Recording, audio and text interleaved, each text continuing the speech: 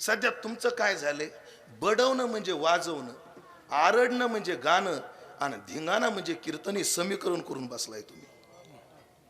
हे काय बनवलंय तुम्ही? समीकरण बनवलंय. सध्या कीर्तनकाराने एकतर घासवलं पाहिजे, नाहीतर रडवलं पाहिजे, गायलं पाहिजे, नाहीतर नाचवलं पाहिजे. ह्या चार गोष्टी जर जमत नाही तो तुम्हाला कीर्तनकारच वाटे ना, तो वाटे ना. पण अशा प्रदूषित वातावरणामध्ये सुद्धा अशी काही माणसं दिसले तर या ज्येष्ठ मंडळीला आशेचा किरण वाटतो. आणि त्याच्यातलं एक नाव म्हणजे आमच्या सुनील महाराजाचं नाव. एवढा झंझावात चाललाय. पण आहेत अशी काही मंडळी आहेत, मी नाव नाही सांगत, एका गावाचं. त्या लोकांनी मला सांगितलं, महाराज तुमची तारीख पाहिजे. म्हणलं ठीक आहे. म्हणे मग तुमचं कसं असतं? म्हणलं काय नाही, तुम्ही द्याल तो प्रसाद. तसं काय नसतं महाराज, आपलं द्याल तो प्रसाद.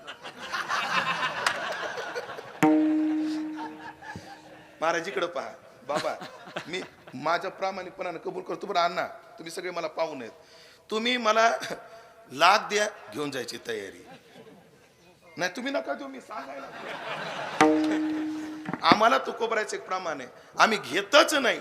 एवढे आम्ही त्यागी नाहीत आणि तेवढ्या त्यागाची चर्चा करण्याची आमची लायकी नाही, लायकी नाही. हो, पण एक मर्यादा आहे. तर त्यांनी मला विचारलं, का हो महाराज, हो एक तुम्हीच असे भेटले, आमचा सुवर्ण महोत्सव आहे, तुम्हीच एक असे भेटले की काही चर्चा करत नाही. मला असे लई आहे, तुम्ही त्याची गाठ घ्यायनात म्हणून. असे खूप आहेत, तुम्ही काय करत नाही, त्याची गाठ घेत नाही. आणि तुम्हाला सांगतो, तुमच्याच हातात आहे हे सगळं थांबवायचं. उदाहरण सांगतो, एक बाई मिरज गावला मेथीची भाजी घेऊन बसली विकायला. एक माणूस आला, बाई कितीला दिली जोडी? म्हणे 35ला. मेथीच्या जोडीचं बोलतोय मी. काय झालं? जोडीचं सांगतोय मी. पाटील ऐका, नंदो महाराज कितीला म्हणली ती जोडी? 35ला. ते मला, बाई तिकडं 20ला आहे ना. ते जाय ना, घे ना मग तिकडून. ती बाई अशी म्हणते. दुसरा आला, बाई कितीला जोडी? 35ला. तिकडं 15ला, घे ना तिकडून. ती एक दोन गिराईक सोडी ती, एक दोन गिराईक सोडी ती. पण पाचवी गिराईक जर म्हणू लागलं तिकडं 15 आहे, तेव्हा ती बाई विचार करते, आपण जर 15 आलो नाही तर भाजी सड.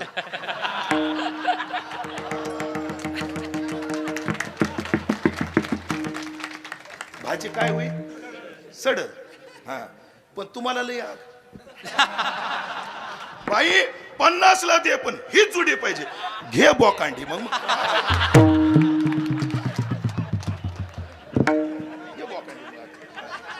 करता काय मग आता?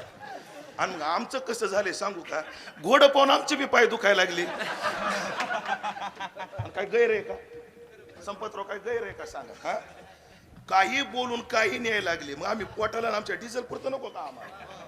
हा, तो भाग सोडून द्या. विचार सांगतो, सध्या वारकरी संप्रदायाचं तत्वज्ञान, वारकरी संप्रदायाची जोपासना, महाराज या साधू संतांनी देवोनिया जीव आणि वडिली साधीला हा ठाव. महाराज आमच्या पूर्वजांनी एक एक ग्रंथ सोडवण्याकरता एक एक इंद्रिय घालवले. मी वैकुंठवासी वक्ते बाबाबद्दल ऐकलं.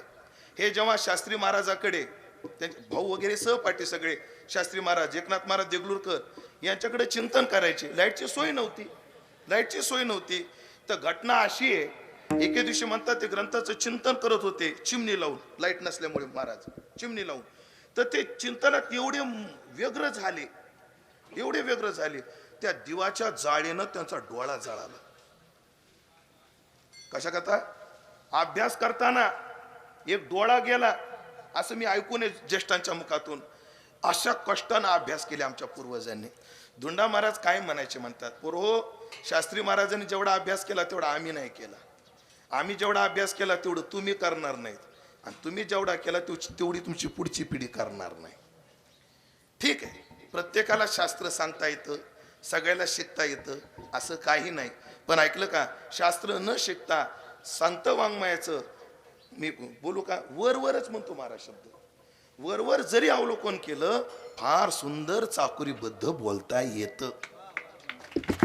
अशाही वातावरणामध्ये महाराज मी हृदयापासून बोलतो. काही माणसं भेटले की ज्यांना पाहून समाधान होतं ना, त्याच्यातलं एक नाव म्हणजे मला सुनील महाराज, की जे भेटले काही लागत नाही, निर्निमित्त. म्हणून आज तुम्ही इकडं पहा महाराज, सगळ्या समाजाकडे पहा. या 4 कंपाऊंडच्या आत समाज आहे हे पाहू नका, पण हा समाज महाराष्ट्रातला आहे ह्याचा अभ्यास करा.